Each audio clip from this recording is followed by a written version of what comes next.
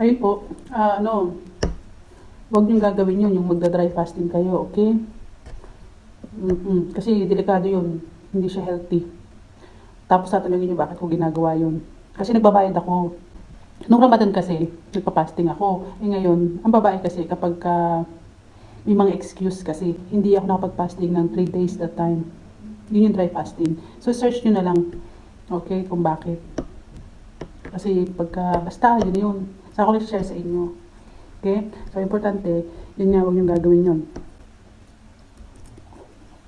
Tapos, alam nyo ba, itong manok, ginagawa ko lang, nilagyan ko konti-konti lang na asin, tapos paminta. Gano'n lang. Tapos yung itlog, lang, scrambled. Tapos, lalagyan mo na ng spinach. Tapos, syempre, itong maliit natin pipino. Masarap yung maliit na pipino. Mas gusto ko to. Kasi yung malalaking pipino, kapag kanyari kumakain ako ng ganun, piling ko galasang tubig. Yung tubig na tubig. Kasi itong ganito matamis-tamis, kaya masarap.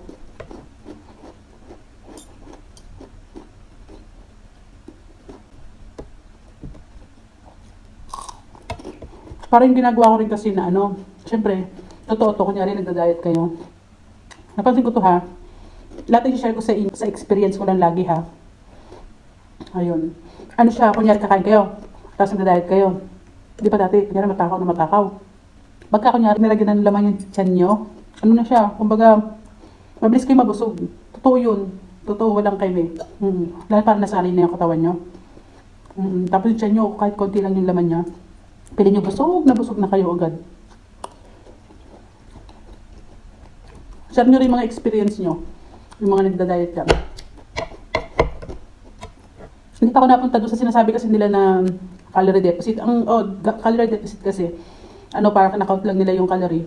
Yun mas, feeling ko mas maganda yun, yung ganun, kaysa sa mag-low carb. Sabagay, disclaimer lang po, okay? Sabi natin na iba't iba tayo ng pangangatawan or pananaw pagdating sa pagda-diet, okay? Kasi, para sa akin, dahil nga, sa marami na rin akong parang na-experience kung paano magpapayat, talagang, iba, hirap, nag-gym pa nga ako dati.